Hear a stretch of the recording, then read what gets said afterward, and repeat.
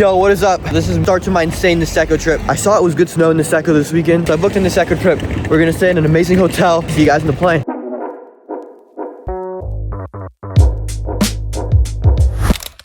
I just spent 3 nights at the Park Hyatt Niseko in Hokkaido. I paid $900 cash, solo trip in early December, and no Hyatt status. And it's now one of my favorite properties that I've ever stayed in. Which is kind of wild to say because I've stayed in Amon's, Four Seasons, Ritz-Carlton's, and boutique places that many people have never heard of in their life. But this Park Hyatt just beat almost every single one of them. But here's the catch. Park Hyatt Niseko is actually 2 different hotel brands wearing the same name. And if you book the wrong one, you're gonna have a pretty bad time. Let me show you what I mean. So for starters, the Park Hyatt Niseko is massive. There's 4 interconnected hotel buildings and the property is split into 2 sides. You have the main hotel and then you have the residences. The main hotel in peak season feels like an all-inclusive resort in Cancun. It's loud, crowded, you're bumping into other guests everywhere you go, and it's just not the vibe you would want at this type of price point. The residence side, however, feels like an Amon. It's quiet, private, with ensuite check-in, and in many rooms, you even have a private onsen in the room. There's totally different energy. It's crazy because it's the same name, the same building complex, yet there are 2 completely different experiences. I stayed in the studio onsen on the residence side, so that's the review that you're going to be getting today. So how did I get here? I flew into New Chitose Airport, which is the main airport in Sapporo, and I took the hotel shuttle. This hotel shuttle was about a 2.5 hours ride from the airport to the hotel. The shuttle is legitimately nice. There's plush leather seats that recline, you get a ton of space, there's water on board, and it punches above its weight for a typical hotel shuttle. That said, if I did this trip again, I'd probably splurge on private transportation for both ways. I did private on the way back, and the difference is night and day. You leave when you want, you're not waiting on other people, and at $900 a night, you can probably afford the transfer. Now let's talk about check-in. This is where things got pretty good. Just like I mentioned, they had ensuite check-in. They walk you straight to your room, so you're not standing at a desk after a long flight signing paperwork. You're already in your room, unwinding, and they handle everything for you. Honestly, they didn't even take my passport or my credit card. They were just like, hey, do you want us to use the card that we have on file for you already? And it was just that simple. It felt like I was walking back home. Like, felt super welcome there. Any hotel that does this gets a massive plus from me. It's these little things that tell you how a property thinks about its guests. All right. Let's talk about the room now. The room was honestly a little bit small. It's pretty good for a solo. It's all right for a couple, but if you have like kids or you want to spread out, then you should definitely book up a category. This is totally fixable though, and if you book through me, then there's a high chance of an upgrade via Hyatt Privé. Also, just to note, in this room specifically, there is no real kitchen. So if you're hearing the word residence and picturing a full apartment with a stove, that's not this. This is more of a studio apartment with a small prep area. The bathroom was also pretty solid, and the views were unreal. The shower was pretty good as well, and it's wonderfully decorated, so no complaints there. But everything I'm talking about now is to be expected of a 5-star hotel. Let me tell you why I love this room so much. You have a private onsen in your room. Picture this, you're in a hot steaming tub of natural water from the ground. You slide your onsen window open and the cold Hokkaido mountain air just rolls in. Not only that, but it's also snowing outside, and at night you can see the entire mountain light up. That's literally what I did right after check-in. And the best part about all of this is that you can control everything. You want the full steam? You can close the window. You want the cold contrast that makes onsens legendary? You can open up the window. You can even control the temperature in your own onsen. It's so awesome. Honestly, this is one of the most beautiful experiences I've ever had. Not only just beautiful, but luxurious. Full stop. Okay, let's talk food now. I'm gonna start with the Chinese restaurant because this Chinese restaurant is what really sold me on the food. It was my first night there at the Park Hyatt Niseko, and honestly, I was just craving some Chinese food. I wanted some dumplings and some asparagus, so that's what I got first. But then I was really craving something big. I wanted a full-size Hokkaido crab. And not only did I want a Hokkaido crab, I also wanted it served American style. I wanted it served American style with spicy mayo and that melted butter, like Joe's Seafood and Stone Crab energy type shit. And guess what? It wasn't on the menu. So what did they do? Most hotels will just be like, we don't have it. I'm sorry. We can't do anything about it. They came back to me and they were like, Boom. They went and got a full crab for me and prepared it American style just the way I wanted it. Now that's more than a Mon level service at a Park Hyatt. So to everyone online complaining about the dining variety at this hotel, just ask for what you want. These people will try and take care of you as best as they can, but you just have to let them know. Now let's talk about teppan. This was honestly my second favorite meal of the trip after the crab story. It wasn't innovative and the chef interaction was nothing crazy, but I honestly don't care. What I care about at the end of the day is the food quality. The fish was really good. The meat was phenomenal and outstanding quality. The crab that they put in was also unreal quality. I mean, if they sourced a whole Hokkaido crab for me there, then honestly the crab here would also be great. It was just simple, high quality ingredients cooked properly in front of you. And that's what teppan at the end of the day should be. The portions at teppan were absolutely perfect. It weren't too small or too big. And honestly, if you want more food, you could always just order more there. The server was also really nice to me. Are you paying a premium for teppan in the Park Hyatt Niseko? Absolutely you are. You can get it way cheaper in Tokyo or just outside of the hotel. But again, you're in a 5-star property. What do you expect? So most of the people complaining about this are mainly points people. So would I go back? Yeah, I 100% will go back to teppan. I thought it was pretty gas. Okay, now here's where they lose me a little bit. The breakfast was really good, but it was a buffet with maybe 2 a la carte items on the side. So after these mornings, it does get a bit repetitive. So I can see where the bad reviews are kind of getting there. Make sure though you try the Hokkaido milk. It's really good. And I don't even drink milk like that. Again though, I'm not a buffet guy, and at a property of this caliber where I'm paying $900 a night and not even like peak season, I do want not just a buffet, but a proper a la carte menu as well. They also had an afternoon tea lounge, an Italian place, and a bar. They were all pretty solid. The bar was amazing because honestly just talking to the people there was really cool, and I also smoked a cigar there for the first time. The Italian restaurant and the afternoon tea lounge are not destinations on their own, but it's enough variety on the property that I never felt like I needed to leave. Alright, now let's talk about what they can do a little bit better. First,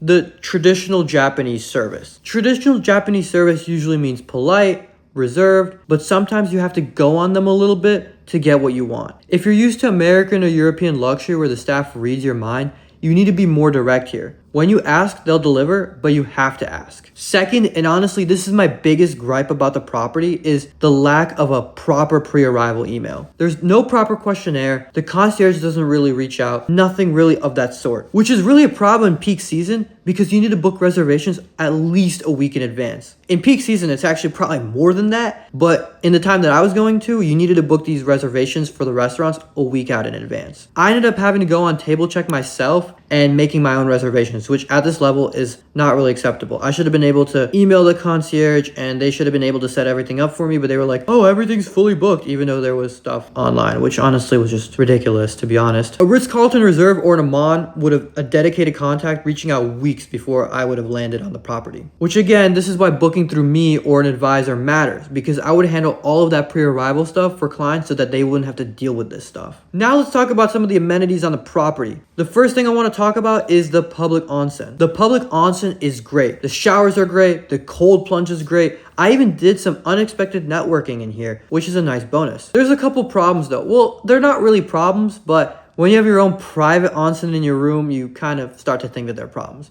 The first one is that it's pretty foggy. In the public onsen, you're not really getting those beautiful mountain views, which is half the reason you want to do an onsen in Hokkaido in the first place. And the second is, if you're with a partner, you can't do it together because it is gender separated, which is Japanese tradition. But again, I'm just spoiled. I had my own onsen, so let me have my moment here, guys. I will talk about the partner thing really quickly. You can rent an onsen just for an additional cost. So just to let you know. All right, let's talk about the skiing. How good is it to ski here? The property is a ski in, ski out at the Hanazono Park. It's amazing because they have a whole ski valet where you can just drop your boots off and drop your jacket off, whatever you need to do. Really as seamless as it gets for skiing. If you're a skier, you're gonna love it here. Another thing about skiing here is if you're a beginner, it's gonna be amazing. If you're intermediate, it's going to be amazing. And if you're really good, it's also going to be amazing. Why do I say that? As a beginner, you have some really easy slopes you can go on. And also the property has a small little mountain that you can go on without even purchasing a lift ticket. If you're an intermediate skier, they also have like a bunch of places where you can go to. They have an intermediate lift that you can go on the beginner lift, like the green runs. It's amazing. And if you're an advanced skier, not only can you go on like the black lifts or however they make it in Japan, but you can also get your own private heli skiing tour. Would 100% recommend doing that. Now let me talk about my early December conditions though, because they did surprise me a little bit. The forecast said no snow, but I got 2 full powder days,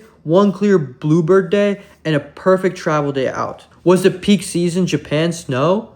No, if you want that, you should go in January or February and pay the premium. But for early December, I got lucky and the skiing was great. Here's also a pro tip. If you want to head into Hirafu, make sure to just use Go Taxi. It's like $30 per way, and you don't really have to stress about the shuttle schedules. A lot of the points people will tell you that they use the shuttles, but come on man, just pay the $30. I didn't end up going because everything doesn't really open until mid-December, but I just priced it out just to see why not, because people did say it was expensive, so I just wanted to see for myself. One of the biggest critiques that you'll see online about this hotel is that it doesn't traditionally feel Japanese. The design is modern, the layout is modern, and it honestly could be a luxury ski hotel anywhere. That's fair, but to me, this wasn't a bug, this was actually a feature I really love. I stayed at Okura in Tokyo while I was in Japan as well. Honestly, it's deeply beautiful, but it's way too traditional for me and not my favorite because of some of that tradition. What I noticed about traditional Japanese hotels that cater to families is that they just have a much lower quality standard for things like food, drinks, the ambiance, literally everything. So the Park Hyatt Niseko being Western friendly is exactly why it works for families and couples who want to visit Japan without the friction of catering to traditional Japanese norms. Like literally, you get the Japanese service, the food, the onsen culture. You literally get everything that's the best part about Japan, and then you get the best part about the Western culture as well. If you do want something that's deeply traditional though, make sure to book a ryokan like Zabarin. It's so incredible. Like it's 2 Michelin key, and if you want to go skiing but at the same time want that true ryokan experience, I would recommend just doing that. This property isn't trying to be that traditional experience, and honestly, it really doesn't need to be that. Okay, so time to put my thinking cap on, or really my advisor cap on. Who should book this property? The first type of people that need to book this property: families. The layout works, the food works, the ski access works. Like you can bring teens, they can do their own thing, kids can do their own thing. Like this is the move if you're a family, especially also because if you book like a bigger room, like a 3-bedroom, you're not paying $10,000 per night, you're paying more like 6. So you really do get that value for booking a bigger room here. If you're a couple booking this hotel as well, that's great as well because a private onsen in the room is like perfect for your honeymoon. This is actually like a really good hotel for a honeymoon. Like seriously,